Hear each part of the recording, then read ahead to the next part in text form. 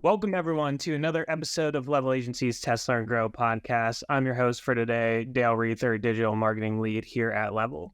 Today, I'm joined by my good friend and colleague, TJ Bruno, who leads our B2B performance marketing team here at the agency. When we sat down together earlier in the year and asked ourselves, what are the top things that our B2B clients are focused on right now? Being able to tie marketing's impact to sales pipeline and revenue was very high on that list. So that's what we're here to talk about today. And with that, I'd like to welcome in TJ. How's it going, man? Welcome back to the podcast. It's going well, Dale. Yeah, happy to be back and diving into some more fun things in the B2B world today. For sure. This should be a good one. This is something that we're talking about constantly here at Level, and specifically TJ and I, as we're leading the charge in B2B marketing in our own respective ways. But I just wanted to kick things off and set the stage for the shift that has been happening in the B2B marketing landscape when it does come to measurement. TJ, given your experience, what are some of the things that you're seeing right now, and what are the things you're working with your clients on when it comes to a shift in perspective of how we're actually measuring marketing's impact on the business? Yeah, so I think there's a lot of things happening right now, but three things that immediately come to mind that we're having conversations with our clients every day about. The first is moving from a last click attribution model to a multi-touch attribution model, and really trying to understand the customer's journey from their first interaction with your company to them ultimately becoming a lead, scheduling a demo, making an appointment with sales, and those kinds of things. Too often, and we've run into this issue in the past, we take a look at a report from HubSpot or Salesforce, and I've had clients come to us and say, hey, 50% of our appointments are coming from email, right? Look at this. We're getting all our appointments from email, and we don't stop and take the time to think about, well, how did they get into that email drip series, right? Did they attend a webinar a few months ago? Did they meet the CEO at a conference and started doing some research and then filled out a form to download something or another? So really trying to understand that customer journey. It's easier said than done, right? There are a multitude of different attribution tools you could use. They vary in success rates, but at the simplest level, we've started to ask customers or potential customers how they've heard about us. I know it might be a little cliche to add another form field on one of our lead forms, but getting real-time feedback on how they heard about us. Did they, again, meet us at a conference? Did they attend a webinar? Did they hear about this from a colleague that they work with? And that normally is very different from the attributed source that we're seeing in the client CRM. So one is moving from that, last click to multi-touch attribution. The other two are more how we're measuring things holistically. So we're trying to move away from these quantity-driven metrics. We need 1,000 leads. We need 500 MQLs, and focusing more on quality. Like, what are we bringing in that is sales ready and requires less nurturing because the user has had the opportunity to do the research on their own before they reach out? I think we've all seen a ton of studies where it's something along the lines of 70 to 80% of buyers are ready to make a decision before or when they're reaching out to the sales team. So providing folks with the information on the upfront and less focused on the quant that we're bringing in, 1,000 leads a month. But what is the quality of stuff that we're bringing in? And is it stuff that our sales team can work? And last, but certainly not least, focusing on customer lifetime value over immediate ROI. And I think this ties nicely into the quality piece. Of course, we want to make sure we're profitable for our clients, but are we bringing in things, especially for our SaaS clients or for some of our other technology partners, people that are going to be long-term partners with our clients, and taking a look at that customer lifetime value and that 3 to 5 year impact on their business, and not just, hey, just this sale help us hit our Q3 or our Q4 numbers. Totally. And I agree with all those. And I love this conversation because it's really the tip of the spear in a culmination of all the things that we've been talking about this year when it comes to B2B, like your first point, around measuring not just last touch attribution. That's the demand capture conversation we had. When it comes to bringing in higher quality leads that are raising their hand to talk to sales so they have better conversion rates on the leads that marketing is delivering, as opposed to trying to work 1,000 leads that downloaded a piece of content that don't have intent to buy. Like that, understanding the customer journey, delivering personalized and consistent content ties directly to that. And I think the last piece that you mentioned around customer lifetime value is really honing in on your ICP. So you're making sure that you are trying to attract the right types of clients and not everybody. Who are the clients that you already work with that are your best customers, and how do you go get more of them? So I think the revenue focused success measurement conversation is really all of this stuff coming together, and you need to have all of those pieces working in tandem to really make that work and understand what's working. And to your point earlier, much, much easier said than done. This is something that everybody in B2B is trying to figure out right now. 100%. And we talked a little bit on the last podcast about shared goals between sales and marketing. I wouldn't even call them shared goals. They're just the business goals. So how do we as an organization, whether you're working at an internal marketing team or, you're like level and you're an agency working for one of your partners, they're just goals for the business, right? And they're revenue focused goals. And how do we as a team achieve those revenue focused goals? If you're listening to this podcast, you then more than likely have been in a meeting where you as a marketing team have felt like you're doing a good job and are excited about this QBR or this reset meeting with a client to present all the great work that you've done on the marketing side, whether it's, click-through rate is through the roof, CPCs for your ads are lower than industry average, our cost per lead is down quarter over quarter, we hit our MQL targets. You're like, great, we've done an awesome job as a marketing team.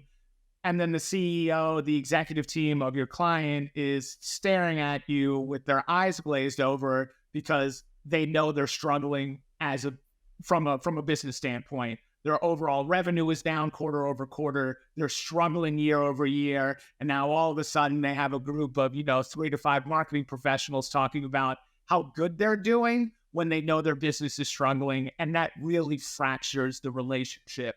So what you can do as a marketing team is, take some of those surface level wins that you feel like are having a impact at the top of the funnel and start to relate that to, hey team, here's what we've been doing here. Here's some high level success, but we know the business is still struggling. Like we need to get ahead of that conversation as marketing professionals. So here's what we're trying to do in order to make an impact on that bottom line, whether it's increased nurturing efforts for things that have, already come in, whether it's developing some more personal outreach from that team, some thought leadership programs to really nurture our prospects, but getting ahead of those conversations and not just patting yourselves on the back because you hit some surface level marketing metrics and you felt like your team did a good job.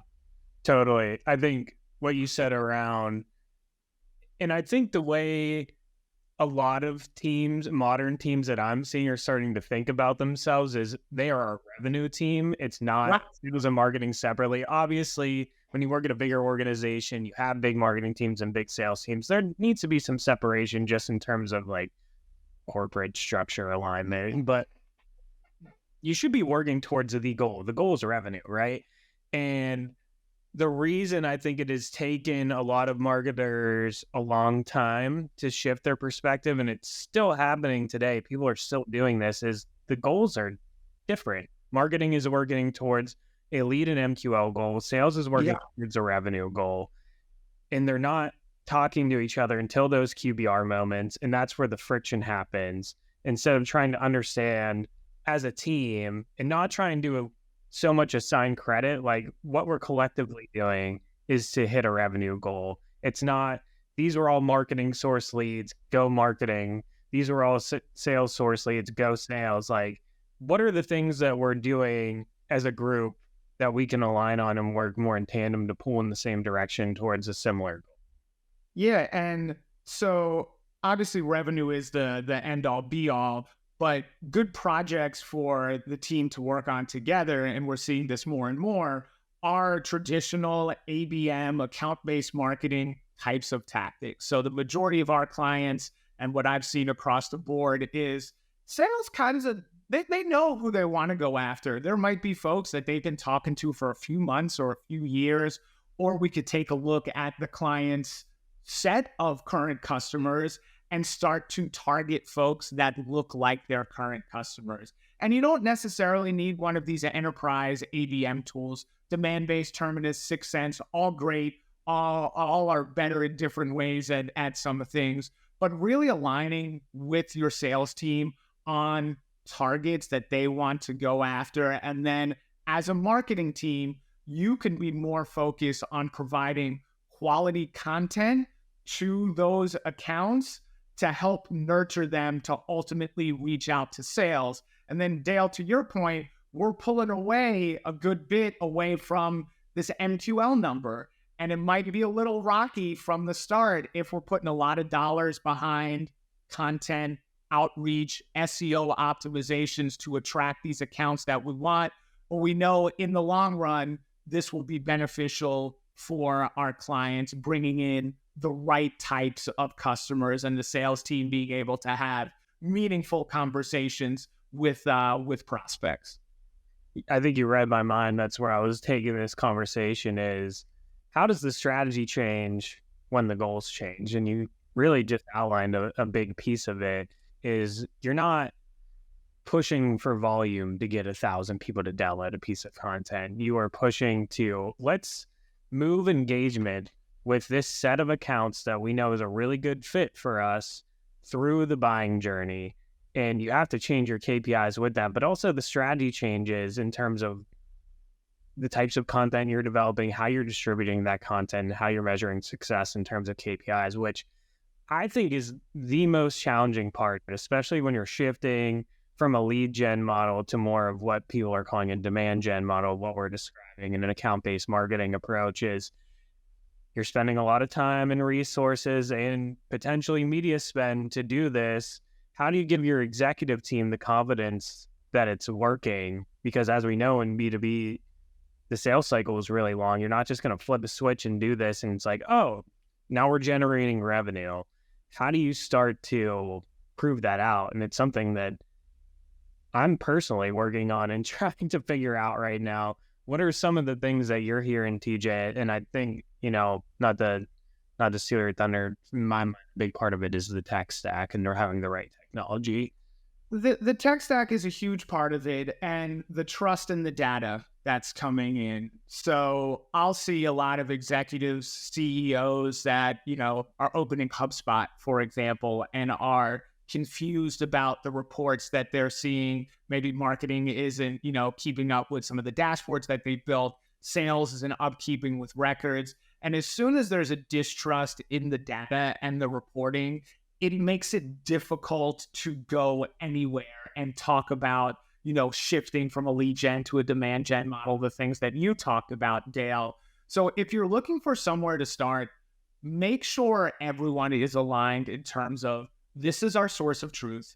This is where you could see, our leads, our quality leads, MQLs, whatever you're measuring. This is where you could see all the appointments, the status of appointments. This is where you could see all of our customers, right? And what the sales team is working on. It's not just beneficial for sales to see that kind of stuff.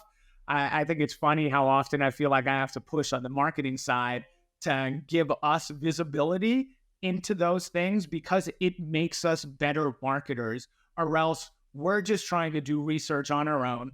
We're living in our own silo, and we might identify areas that we feel like are pain points for prospects just based on our own research.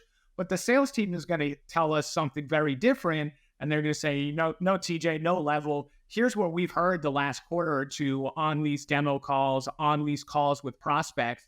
This is what they're trying to solve. And if we know that, we then in turn can put that in our marketing materials.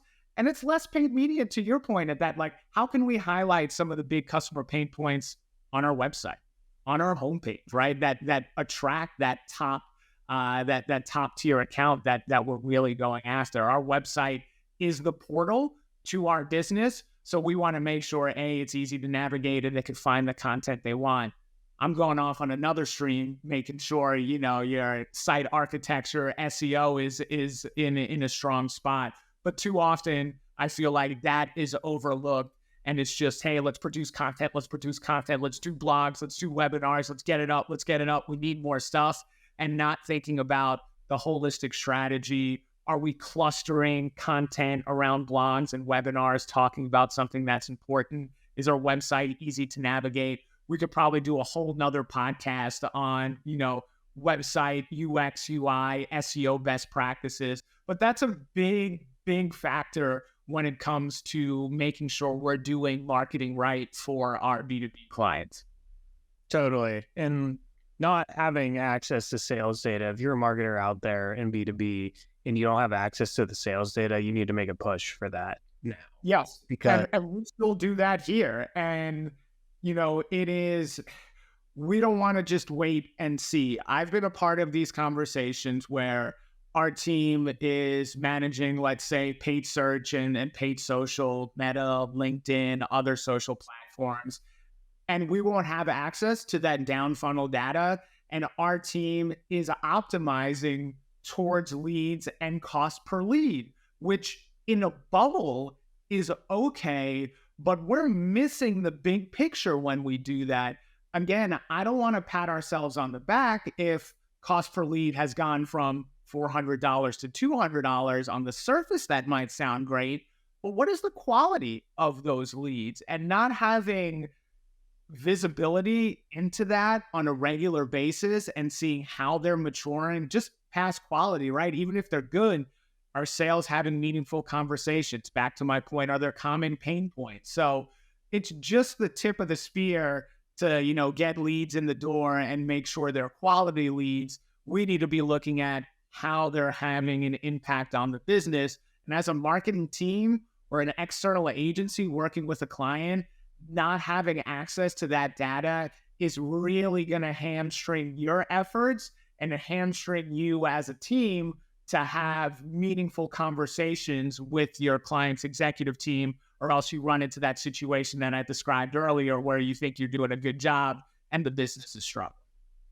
Absolutely. I think the second part of what you said is super key, because we've seen with our own clients, and TJ and I used to work together I used to work on his B2B team, but we've seen where it's like, these leads look awesome. It's a CEO of a company right within our ICP, and we pat ourselves on the back. But if you're not looking at what is actually converting to revenue and how efficiently it's converting to revenue, then you're kind of navigating without a compass on what is actually driving the business forward, which we talked about before is the ultimate goal of both sales and marketing. And something we've been talking about a lot recently is doing an analysis of lead source tied to revenue, which comes back to data integrity and making sure that the data is trustworthy and that everyone feels good about it. And because you're never going to get to that point of analysis, but looking at, okay, out of how many people downloaded an ebook, out of how many people who requested a demo, out of how many people attended a webinar, what percentage are they converting to revenue and how much revenue? And there was a study published, and if you're in the B2B space and tuned into all the LinkedIn communities, I'm sure you've seen this, that metadata put out around revenue associated with different lead sources. And the statistics were a bit staggering when you look at traditional lead gen models that really focus on, okay, let's put out a great piece of content, gate it, get people to give us information. The data from I think it was over 100 different companies and like millions of dollars in ad spend from last year. From that type of approach, it took 333 leads on average that cost $150 a pop to convert one customer. So a 0.3% conversion rate for your sales team. That's how when you have insight into that data and we're all moving towards revenue, that's how your strategy starts to change. It's like, oh shit, like, should we be spending $150 a pop to get someone to maybe read a PDF to get one customer? Probably not. And meanwhile, you're looking at, okay, out of all the people that requested a demo, 30% of them turned into a customer, which makes sense, right? Like and then the question becomes, how do you get more people to request demos? And I think that is the challenge that marketers are faced with right now, because I think the answer is reducing friction in the buyer journey by not gating things, and then you're not getting your traditional metrics. So what metrics are you using at the top of the funnel to show there is movement and positive momentum while you're waiting to see the down funnel effects? And I think there's probably two different answers to this. One is a really sophisticated tech stack, which I realize not all B2B companies are ready for that or have the budget for that. The second is what you mentioned earlier, TJ, around just simply asking people, how did they hear about you? Because then you start to see, okay, this many people requested a demo through direct traffic to our website or a search ad. This is the percentage of them that heard about us through LinkedIn content, through a colleague, which starts to show that your brand awareness efforts are working. Through very little. Do you want to talk a little bit about like the differences you see specifically between those answers? Because I think it's really eye-opening. Yeah, most recently, we were doing this with a SaaS client, mid-sized client. They probably do about $15 to $20 million in annual revenue. And doing exactly what you described, Dale, is for a lot of our lead capture, whether it's a gated piece of content or, whatever it may be, we asked, how did you hear about us? Right. And we gave them a couple of different options, whether it was, a colleague or a referral, if they met someone at a conference, if they literally found us on LinkedIn. For everyone that by HubSpot, the client CRM, that was marked as directly to the website. So traditionally, we might think about that as, hey, our SEO is doing a good job. Out of everyone from HubSpot that marked them as, hey, direct traffic to the website, almost 50% of those people either marked referral or conference, event, podcast, that they became familiar with the brand either from, a colleague sending them something on LinkedIn, them seeing them at an event or a conference, or hearing one of the many CEOs' thought leadership pieces where this gentleman does, if not monthly, maybe bi-monthly webinars that he's either hosting or on other people's podcasts or invited to other webinars. So that really showed us that their thought leadership in terms of their CEO getting out, being on podcasts, being on webinars, their team going to conferences and events, or what's really driving the folks to interact with us. And if we didn't ask these questions, we might just throw more money at SEO and potentially cut the conferences and events budget if we're not seeing any revenue or appointments tied to that.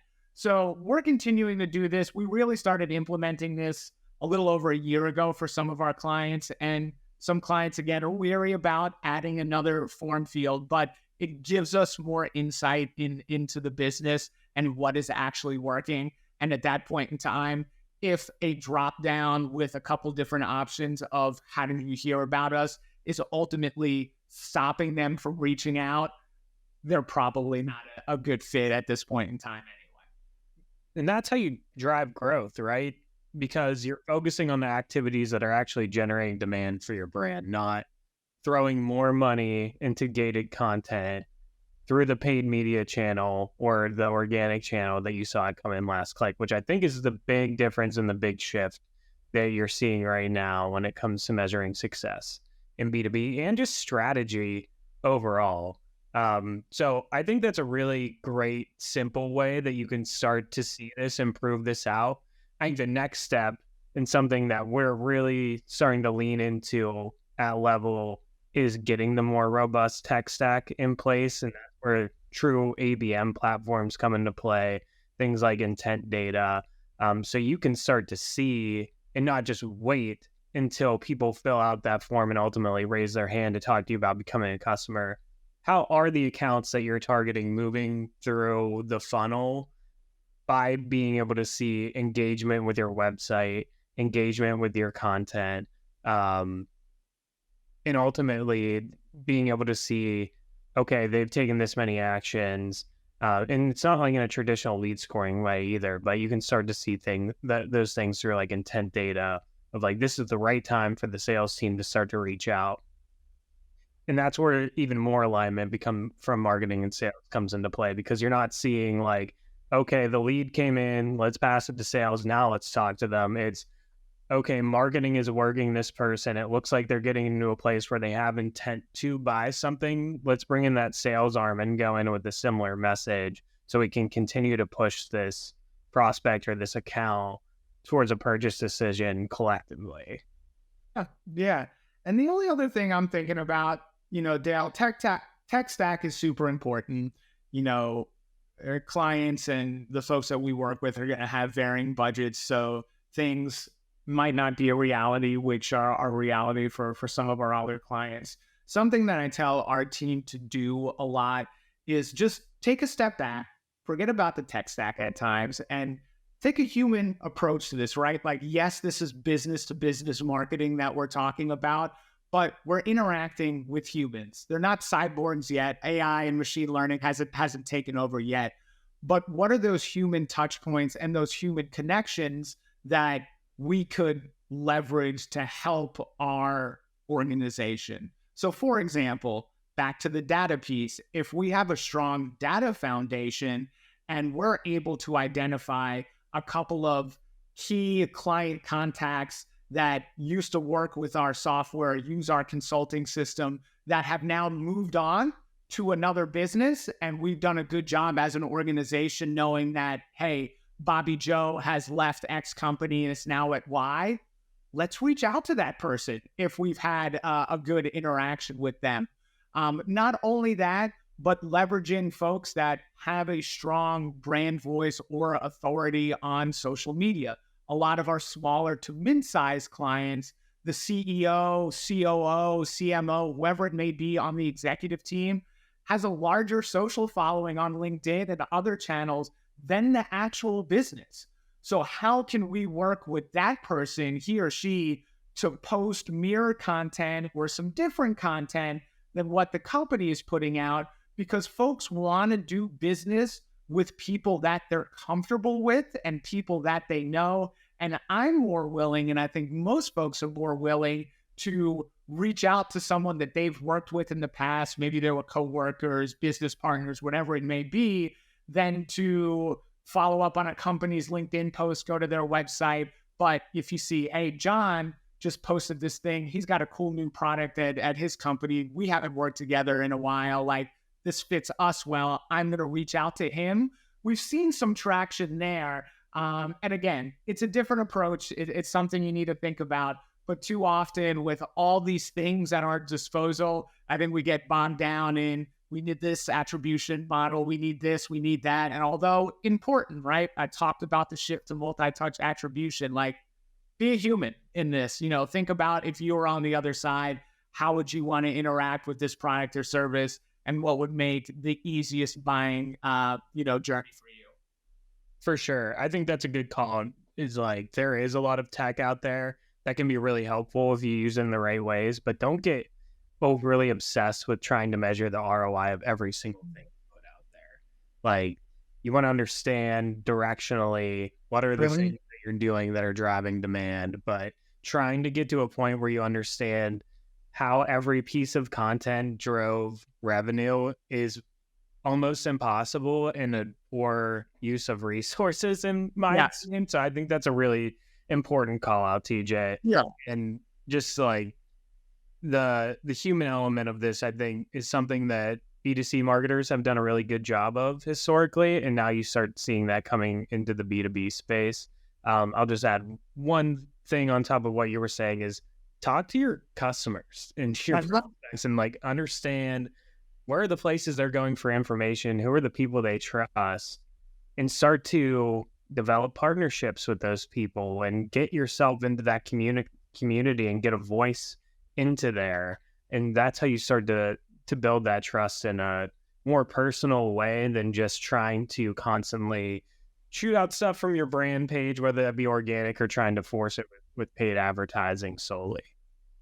I think you're spot on all those things, Dale. So we talked about a lot today. It's a really complex topic that I don't think anybody has fully figured out yet, but I am very encouraged by the shift in mindset we're starting to see from a more traditional lead gen model to really trying to understand what's generating demand, understanding the customer journey, and pulling in the same direction with sales around revenue, because that's ultimately why we're all doing this, is to grow the business.